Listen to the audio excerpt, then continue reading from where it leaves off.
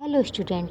Phoenix academy की इस class में आज आप भारत का राष्ट्र स्वतंत्रता आंदोलन national freedom movement of India के बारे में जानेंगे। फिनिक्स एकेडमी की एक मूलभूत विशेषता है टू डी पॉइंट आपके समझ रखना। हिस्ट्री में ज़्यादातर सवाल मॉडर्न हिस्ट्री से पूछे जाते हैं। हमने इस वीडियो को अधिक से अधिक लाभकारी बनाने का प्रयास किया है, अतः आशा है कि आप इसका लाभ जरूर उठाएंगे। भारत का राष्ट्र स्वतंत्रता आंदोलन का प्रथम चरण 1885 से 1905 ईस्वी तक का था। कांग्रेस की स्थापना 1885 ईस्वी में हुई। कांग्रेस की स्थापना के आरंभिक 20 वर्षों में उसकी नीति अत्यंत ही उदार थी, इसलिए इस काल को कांग्रेस के इतिहास में उदारवादी राष्ट्रीयता का काल माना जाता है। भारत का राष्ट्रीय आंदोलन लंबे समय तक चलने वाला एक प्रमुख आंदोलन था। इस आंदोलन की शुरुआत 1885 ईस्वी में कांग्रेस की स्थापना के साथ हुई, जो कुछ उतार चढ़ाव के साथ 15 अगस्त 1947 ईस्वी तक अनवरत रूप से जारी रहा। भारतीय राष्ट्रीय आंदोलन को 3 भागों में बांटा गया है। 1885 से 1905 ईस्वी उदारवादी चरण था, 1905 से 1919 ईस्वी उग्रवादी चरण था और 1919 से 1947 ईस्वी गांधीवादी चरण माना गया है। आंदोलन 1919 से 1922 ईस्वी। प्रथम विश्व युद्ध के बाद ब्रिटेन एवं तुर्की के बीच होने वाली सेवर्स की संधि से तुर्की के सुल्तान के समस्त अधिकार छीन लिए गए और एक तरह से तुर्की राज्य छिन्न भिन्न हो गया। भारतीय बहुसंख्यक मुसलमानों के एक वर्ग ने मोहम्मद अली एवं शौकत अली, जिसे इतिहास में अली बंधुओं के नाम से जाना जाता है, तथा मौलाना अबुल कलाम आज़ाद के नेतृत्व में खिलाफत आंदोलन चलाया गया। संसार भर के मुसलमान तुर्की के सुल्तान को अपना खलीफा मानते थे। इस प्रकार ब्रिटिश सरकार पर तुर्की के साथ की जाने वाली संधि में न्यायोचित व्यवहार सुनिश्चित करने के लिए पर्याप्त दबाव डालने के उद्देश्य से भारतीय मुसलमानों के बहुसंख्यक वर्ग ने राष्ट्र स्तर पर जिस आंदोलन का सूत्रपात किया, उसे खिलाफत आंदोलन के नाम से जाना जाता है।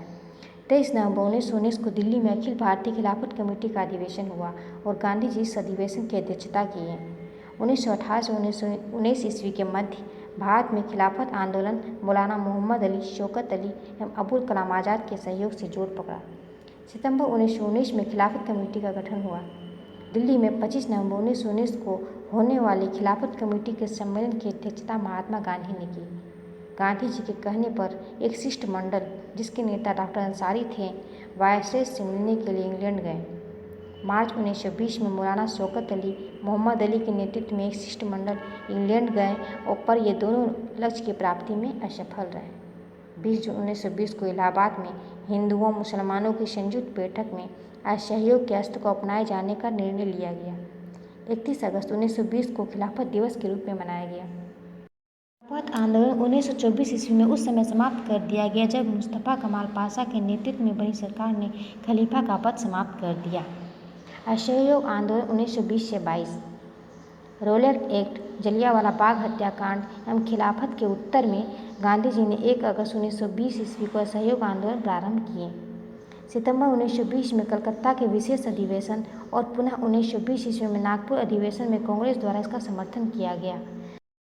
मोहम्मद अली जिन्ना, एनी बेसेंट एवं बिपिन चंद्र पाल कांग्रेस के असहयोग आंदोलन से सहमत न थे, अतः उन लोगों ने कांग्रेस छोड़ दी। आंदोलन शुरू करने से पहले गांधी जी ने केसर-ए-हिंद पुरस्कार को लौटा दिया। राय बहादुर की उपाधि से सम्मानित जमनालाल बजाज ने भी अपनी उपाधि वापस कर दी। असहयोग आंदोलन गांधी जी ने 1 अगस्त 1920 में आरंभ किया। 1921 ईस्वी में असहयोग आंदोलन अपने चरमोत्कर्ष पर था। सरकार ने असहयोग आंदोलन को कुचलने का हर संभव प्रयास किया।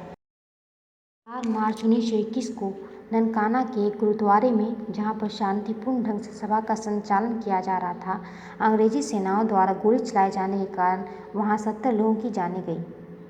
मोहम्मद अली, मोतीलाल नेहरू, चित्तरंजन दास, लाला लाजपत राय, मौलाना आज़ाद, राजगोपालाचारी, राजेंद्र प्रसाद, सरदार पटेल जैसे नेता गिरफ्तार कर लिए गए। मोहम्मद अली पहले नेता थे जिन्हें सर्वप्रथम असहयोग आंदोलन में गिरफ्तार कर लिया गया। अप्रैल 1921 ईस्वी में प्रिंस ऑफ वेल्स के भारत आगमन पर उनका सर्वत्र काला झंडा दिखाकर स्वागत किया गया। गांधी जी ने अली बंधुओं की रिहाई न किए जाने के कारण प्रिंस ऑफ वेल्स के भारत आगमन का बहिष्कार किए। इसी बीच दिसंबर 1921 ईस्वी में अहमदाबाद में कांग्रेस का अधिवेशन हुआ। यहाँ पर असहयोग आंदोलन को तीव्र करने एवं सविनय अवज्ञा आंदोलन चलाने की योजना बनी। इसी बीच 5 फरवरी 1922 को देवरिया जिले के चौरी चौरा नामक स्थान पर पुलिस ने जबरन एक जुलूस को रोकना चाहा, फलतः जनता ने क्रोध में आकर थाने में आग लगा दी, जिसमें एक थानेदार और 21 सिपाहियों की मौत हो गई। इस घटना से गांधी जी स्तब्ध रह गए। 12 फरवरी 1922 को बारदोली में हुई कांग्रेस की बैठक में असहयोग आंदोलन को समाप्त करने का निर्णय लिया गया और असहयोग आंदोलन समाप्त हो गया। असहयोग आंदोलन के स्थगन पर मोतीलाल नेहरू ने कहा कि यदि कन्याकुमारी के एक गांव ने अहिंसा का पालन नहीं किया तो इसकी सजा हिमालय के एक गांव को क्यों मिलनी चाहिए। अपनी प्रतिक्रिया में सुभाष चंद्र बोस ने कहा, ठीक इस समय जबकि जनता का उत्साह चरमोत्कर्ष पर था, वापस लौटने का आदेश देना राष्ट्रीय दुर्भाग्य से कम नहीं। 13 मार्च 1922 को गांधी जी को गिरफ्तार तथा न्यायाधीश ब्रूमफील्ड ने गांधी जी को असंतोष भड़काने के अपराध में 6 वर्ष की कैद की सजा सुनाई। स्वराज दल की स्थापना।